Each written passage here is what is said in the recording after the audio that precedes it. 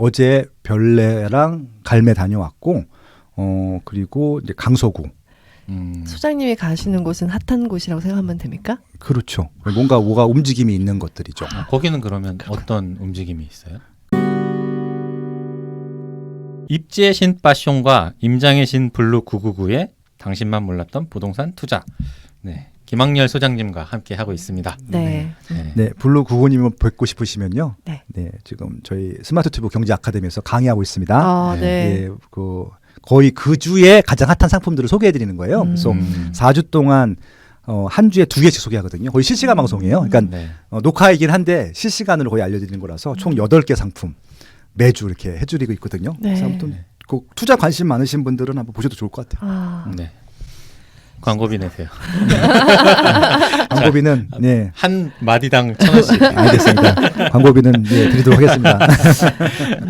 네, 진짜 이분은 정말 매주 움직이시는 분이시잖아요. 오늘 못 오셨지만. 예, 오늘도 지금 임장하고 있을 것 같고 네. 그러니까 중개업소도 만나야 되고 분양 시행사들도 만나야 되고 그래서 이분도 저랑 거의 비슷해요. 그러니까 스케줄을 딱 만들어 놓고 그 스케줄대로 움직이더라고요. 예, 그래서 저도 이 친구랑 할 때 녹음할 때도 저녁 때 하거나 주말에 하거나 그렇게 해야 돼요. 낮에는 계속 일이 있으시니까. 계속 그 답사를 하러 다녀야 돼 갖고 리포터를 일주일에 2개씩 쓰거든요. 네, 그러다 보니까 그럼 빠숑님은 이런 부동산 투자, 당신만 몰랐던 부동산 투자에서 임장이나 답사라는 거는 어떤 의미인 것 같아요? 어떤 걸까요? 그러니까 지금 그런 신도시를 만들고 개발을 하고 확정된 것들은 이 데스크 업무라고 하는데 인터넷만 열심히 찾아봐도 알 수 있는 부분들이 있어요. 근데 지금 그런 것들은 인터넷에서만 찾아보면은 알 수 있는 부분들은 많은 콘텐츠들이 생산이 되고 있고 유튜버도 있고 전문가들도 많이 생기셔가지고 투자들을 많이 해요. 그러다 보니까 아까 말씀드린 대로 막 2억씩도 오르고 몇 개월 만에 그러면 또 투자할 수가 없는 것들이잖아요. 그러다 보니까 돈이 없는 분들 같은 경우는 이 인터넷에서 찾을 수 없는 것들의 투자들을 보통 해요. 노출된. 그러니까 예를 들어서 지금 지산 책에서도 언급됐는데 지식산업센터. 예, 지식산업센터라고 해서 네네. 공장하고 오피스의 중간 형태 정도 되는 거로 보시면 될 것 네네네. 같아요. 근데 가격이 없어요. 시세라는 게. 특히 분양가를 오픈을 안 해요. 너무 답답한 시장인 거잖아요. 그러니까 사람들이 이게 적정 가격인지 아닌지도 모르고 사게 되는 거예요. 그러니까 현장에 가야 알 수 있어요, 이거를. 왜? 거래되는 피를 봐야 되니까. 제가 조금 이제 불법적인 얘기도 해요. 불법 하자는 얘기가 아니라 시장이 그렇게 돌아간다는 것들. 지금 지식산업센터 같은 경우는 거의 90% 이상이 다운 계약서예요. 다운 계약서를 왜 쓸까요? 세금 안 내려고 그러는 거예요. 그러니까 예를 들어서 이런 거예요. 이게 5억 원짜리 지산인데 분양을 5억 원에 한 거예요. 근데 이 분양 받은 사람이 한 5억 5천에 넘겨요. 매수자한테. 여기는 주택이 아니기 때문에 무제한 전매가 가능합니다. 그러면 5천만 원을 그러니까 현찰로, 그러니까 계좌이체로 5억을 보내고 5천만 원을 현찰로 줘요. 현찰을 준 이유는 기록에 안 남기기 위해서잖아요. 그러면 이게 그 다음 받는 사람은 이게 5,500만 원이 시장이 형성된 거잖아요. 그런 식으로 하다 보니까 계속 피가 붙어요. 그래서 지금 막 피가 2배까지 간 것들도 있고 막 그래요. 근데 중요한 건 뭐냐면은 이렇게 피만 보고 사다 보니까 어떤 문제가 생겼냐면은 이게 도대체 적정 가격이 얼마지? 를 까먹은 거예요. 네. 이 적정 가격이 뭘까요? 이 지식산업센터에. 분양가 더하기 프리미엄이라고 생각을 하겠죠. 그러니까 이게 원래 본질이 뭐예요, 이게? 자기가 쓰려고 산 거 아니잖아요. 네. 돈을 벌려고 산 거. 그럼 여기 사무이에요, 누군가가 사무소. 기업체가 들어와야 할 거잖아요. 임대료도 예, 있어야 되고. 결국은 기업체가 이걸 사주던가 아니면 월세로 내고 들어오겠죠. 근데 기업체들은 대부분 월세를 쓰겠죠. 비용 처리를 하기 위해서. 저도 이제 월세 지산에 살고 있는데 이게 다른 지산에 갔더니 이미 입주한 구축에 갔더니 아무튼 뭐 매매가는 한 7억 정도 되고 뭐 월세를 한 100에서 200 정도 내면 되는 지산이었던 거예요. 근데 지금 이 피시장 분양권 시장에서는 주고받다 보니까 이게 한 15억까지 간 거야. 5억짜리인데. 근데 입주할 때쯤 되니까 맨 마지막 받은 사람이 월세를 받으려고 딱 월세를 모집했더니 한 400만 원, 500만 원을 내야지 이게 수익이 맞춰지는 거예요. 그렇죠. 그게 100만 원 시장인데 네. 그럼 누가 들어가요? 못 들어가죠. 그럼 끝난 거예요. 물린 거예요. 이런 시장이 좀 제가 조금 과장해서 말씀드린 겁니다. 이렇게까지는 아닌데 그래서 이 책을 쓸 수밖에 없었어요. 그렇게 하시면 안 된다고. 그러니까 네. 지산의 본질은 지산이에요. 거기에 들어올 기업체들, 테넌트들이 얼마까지 지불할 수 있는지가 계산되어 있지 않으면은 지산을 사시면 안 돼요. 왜냐하면 그래야지 이게 비싼지 싼지를 알 거 아니에요. 예. 근데 지금 대부분 피가 사가지고 1,000만 원 보태서 팔아야지 사준 사람이 있어. 세금도 안 내도 돼. 다운 계약서니까. 그러다 보니까 이게 이상한 시장으로 변질되었습니다. 좀 정부에서 그런 거 단속하셨으면 좋겠어요. 예, 솔직히. 왜냐면 이거 선의의 피해자가 생길 수밖에 없는 구조잖아요. 그러게요. 예, 그러니까 투명하게 가면 이렇게까지 이상한 시장이 안 생기거든요. 분양을 안 해요. 하나씩 풀어요. 이거 이상한 시장이에요, 진짜. 그거 진짜 잘못된 것 같아요. 예. 지금 그래서 이게 아파트는 명쾌해요. 아파트가 좋은 이유는 뭐냐면은 실거래가를 다 할 수 있어요. 그리고 다운 계약서를 거의 안 써요. 그렇죠. 예, 제가 100% 안 쓴다고 말씀 못 드리지만 99.9% 땅가공 계약서 안 써요. 아파트는 특별한 경우 아니고선. 그래서 투명한 시장이기 때문에 제가 아파트를 좋아하는 것들이고, 그래서 투명한 것들 리스크가 없는 것들은 비쌉니다. 근데 이제 아까 말씀 비싼 거를 제가 지난 한 10여 년 동안 하자고 말씀드렸는데 그걸 할 수 없는 시장이 됐어요. 소위 가지고 계신 분들이. 그래서 그런 분들은 결국 이런 쪽에 관심을 가질 수밖에 없고 호기심이 있을 수밖에 없고 묻지마 투자를 할 수밖에 없기 때문에 공부를 아파트보다는 10배 하자라는 말씀을 드리고 있는 거예요. 예. 김학렬 소장님은 이번 주에 어디 가십니까? 이번 주에 어디 답사 가십니까? 저는 이제 어제 별내랑 갈매 다녀왔고, 그리고 이제 강서구.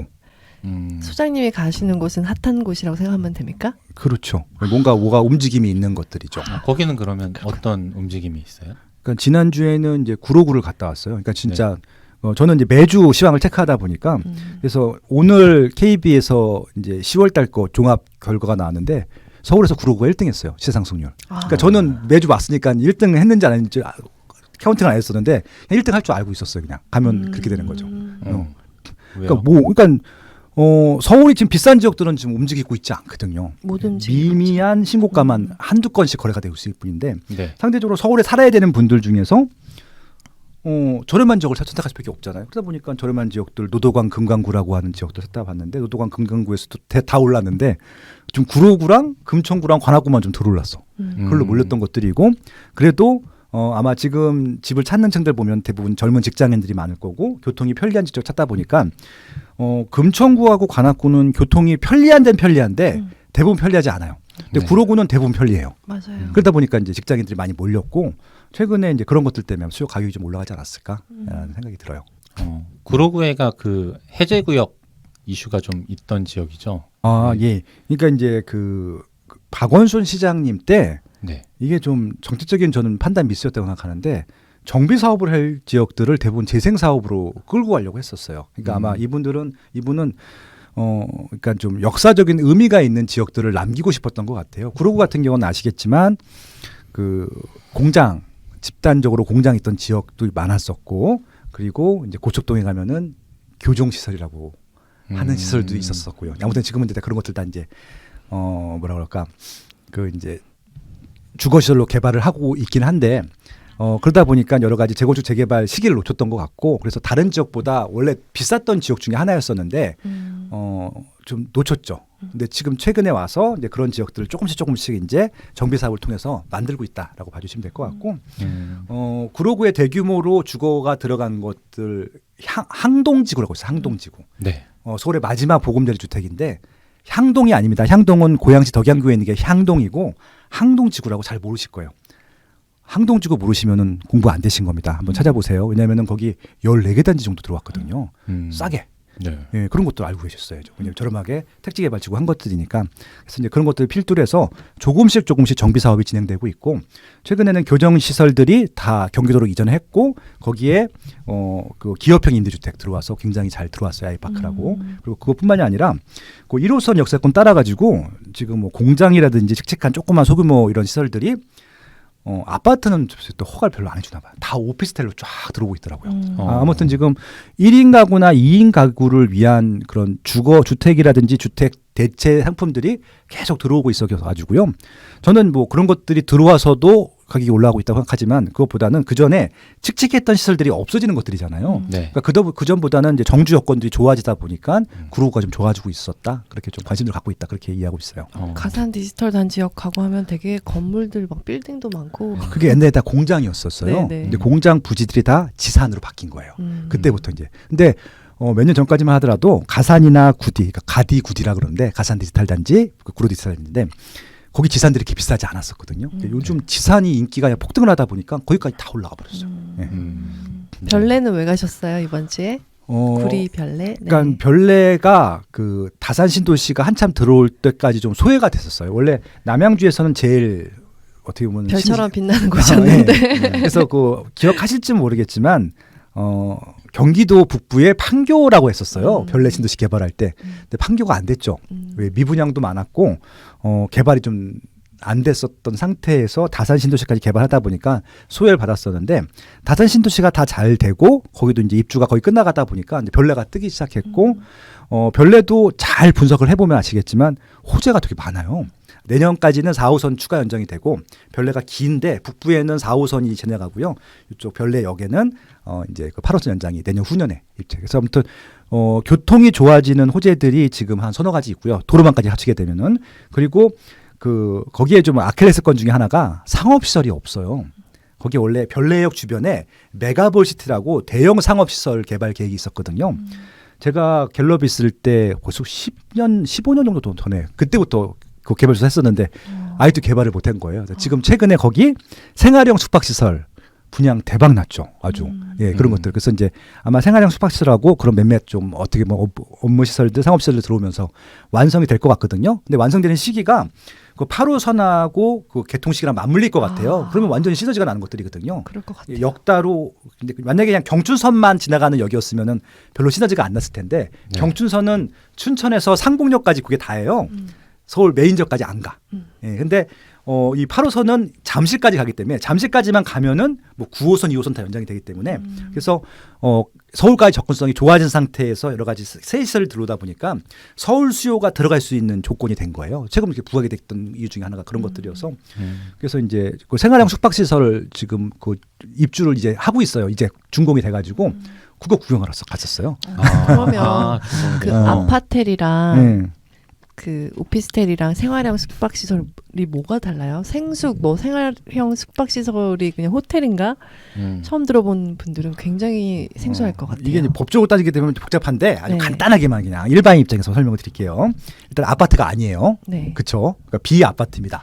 주택이 아니죠. 네. 그러니까 지금 이제 정부에서는 이제 규제를 주택에만 하고 있기 때문에 비아파트들한테 규제가 덜하다 보니까 오피스텔이나 생활형 숙박시설의 수가 몰렸다. 일단 거기까지 마시면 될 것 같고요. 오피스텔은 말 그대로 오피스텔. 예, 그러니까 오피스 플러스 호텔. 원래 오피스 기능을 하는 것인데 잠잘 수 있는 공간을 넣은 게 오피스텔이에요. 요리를 못해요? 예? 오피스텔은 요리 기구를 두면 안 되지 않아요? 법적으로. 그게 주거용 오피스텔도 되기도 하거든요. 이게 네네. 좀 법이 조금씩 바뀌어가지고 네네. 그러니까 완전 오리지널 오피스텔 같은 경우는 이제 안 됐었는데 지금은 이제 법이 그게 좀 유명무실화 돼가지고 그 음식 만들 수 있어요. 예, 그래서 이제 그런 부분들이 있는데 그래서 이제 오피스텔이라는 게 있어요. 근데 오피스텔은 말 그대로 옛날에 오피스만 썼었는데 최근에 주거용 대처 역할들 시설들을 저렇게 좀 부분적으로 놓다 보니까 뭐 화장실도 좀 놓고 주방도 놓고 여러 가지 들으니까 아파트랑 똑같아졌어요. 그다음부터는 그냥 아파텔이라고 또 하기도 해요. 주거용 오피스텔, 아파텔 같은 말입니다.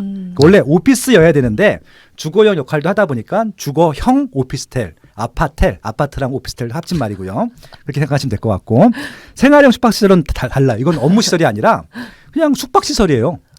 호텔 여관이에요. 레지던스 같은. 네, 그러니까 이게 어떻게 보면 관광객들을 위해서 만든 단기적인 숙박시설입니다. 단기적인. 그러니까 이거는 철저하게 주택으로 쓰면 안 돼요. 불법입니다. 그래서 지금 이게 불법과 이걸 좀 탈법을 넘나들었던 이유 중에 하나가 주거로 쓰면 안 되는데 생활형 숙박시설의 대부분을 주거로 쓰고 있었어요. 월세나 전세를 주면서. 장기 월세인가요? 뭐 그렇죠. 예, 그래서 이것들 뭐 처벌하게 되면 처벌하는데 처벌할 수 없었던 이유 뭐냐면은 뭐 이런 거예요. 지금 이제 오피스텔도 마찬가지고 생숙도 마찬가지인데 보통 세입자들이 이사를 가게 되면은 이주 신고를 해야 되잖아요. 그러니까 거기 이제 거주 신고를 해야 되는데 거주 신고를 안 시키죠. 전입신고. 전입신고 자체를 네, 못하게 전입신고를- 하더라고요. 예, 그러다 보니까 외부에서 봤을 때는 거기를 뭘로 쓰고 있는지 알 수가 없죠. 전입신고가 안 돼 있다 보니까. 그렇게 해서 그냥 썼던 것들이었었거든요. 근데 이제 오피스텔은 워낙 그 주거용으로 쓰는 경우가 많기 때문에 주거용 오피스텔로 아예 그냥 해주고 이게 주거로 쓰게 되면은 아파트랑 거의 동일한 형태로 이용을 하게 해줘요. 네. 그래서 전세도 쓸 수 있고 월세도 쓸 수 있고요. 전세자금 대출도 나오고 주거로 쓰게 되면 또 주택 관련된 쪽으로 세금을 내기도 해요. 맞아요. 다주택자 규제도 받기도 하고 예, 뭐 그래요. 심지어는 주거용 오피스텔 같은 경우는 실거주에서 이게 비과세 그 조건을 이렇게 채우면은 비과세도 해주기도 해. 원래 비과세 안 되거든요. 그래서 아무튼 주거랑 똑같아졌는데 생수는 지금까지는 그냥 생수기였었어요. 주거로 쓰면 안 됐어. 근데 얼마 전에 제도가 개선된 거예요. 왜냐하면 도심 내에 주택을 공급을 할 수가 없다 보니까 단기간 할 수 있는 것이 오피스텔하고 생수기인데 지금 오피스텔은 그렇게 하고 있었고 생수도 주거용 오피스텔화 해주기로 했던 거예요. 그럼 여기는 주거를 해도 돼요. 이전 신고를 해도 되고. 이게 어떤 차이냐 궁금하실 텐데 그게 그거 아닌가요? 예, 그게 아니라 생수군 전세로 살면은요 전세 대출이 안 나와요. 전세자금 대출이 생수기이기 때문에 오피스텔은 나오는데.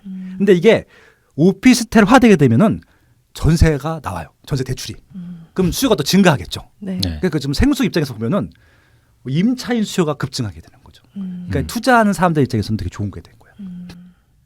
주택은 아니지만 전세를 드릴 수 있는 그런 숙박시설이다. 그렇죠. 전세를 드릴 수 없었어 지금까지. 없었는데 신박하네요. 그걸 지금 올해까지 주거용 오피스텔로 쓰겠다라고 신고한 생수에 한해서만 허가를 해주겠다고 하는 거예요. 올해가 얼마 남지 예. 않았군요. 또. 예. 근데 네. 또 뭐 또 이게 요청들이 많으면 해주지 않을까? 왜냐하면 단기간 공급할 수 있는 방법이 없다 보니까 그러니까요. 정부에서는 궁여지책으로 만든 거예요. 예. 그러니까 이거 자체가 아파트 수요는 많은데 아파트 공급이 적구나를 알 수 있는 단편적인 예죠. 그래서 그러다 보니까 최근에 오피스텔 투자도 증가했고 생숙 투자도 증가했고 증가하다 보니까 기존 거는 살 수가 없고 그러다 보니까 분양권까지 간 겁니다. 이 상품의 장점은 중도금 대출도 나오고 분양권 전매가 거의 무제한이에요. 100번도 사고 팔다 할 수 있어요. 그렇구나. 근데 이게 분양가 아까 말씀드렸잖아요. 세금을 안 낼 수도 있어요. 다운 계약서 쓰면. 지금 그런 행태들이 횡행하고 있어요. 개인적으로는 정말 좀 나쁜 행위라고 생각하는데 네. 예, 아무튼 그런 산정입니다. 그러다 보니까 지금 주거용 오피스텔, 생활용 숙박시설 투자가 많이 이루어지고 있다. 그런 겁니다. 이 당신만 몰랐던 부동산 투자에 우리가 방금처럼 얘기한 뭐 갭 투자에서 시작해서 토지까지 굉장히 다양한 어떤 투자처들을 다루고 있는데 이런 것들이 계속 변화하죠. 네. 그러니까 다음에 정권이 또 바뀌거나 그러니까 대통령이 어떤 분이 되실지 모르겠지만 네. 상황이 바뀌고 또 오르고만 있던 아파트들이 또 내릴 수도 있고 또 경제적으로 어떤 이슈들이 생길 수 있으면 이 상품들에 대한 관심이 또 계속 바뀌는 거죠. 그러니까 제가 단적으로 말씀드릴게요. 네. 이 책에 썼던 때하고 이 책 지금이랑 좀 달라진 게 뭐냐면은 일단